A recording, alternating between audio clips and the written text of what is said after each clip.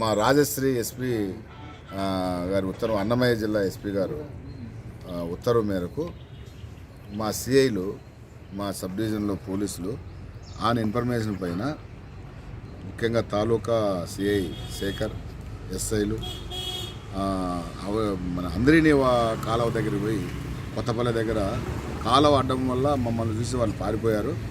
సుమారుగా ఒక 20 బండ్లు ఆడ పెట్టి ఉన్నాయి. ఆ బండ్ల ఆధారంగా వాళ్ళు ఐడెంటిఫై చేసి వాళ్ళందరినీ తీసుకురావడం అయినది, వాళ్ళందరిపైన కేసు కట్టడమైనది, రిమాండ్ కూడా పంపిస్తున్నాం.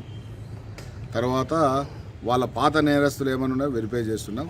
సో మా వాళ్ళు ఎఫెక్ట్గా పనిచేసినందువల్ల ఈ రిజల్ట్ ఉందని చెప్తున్నాం.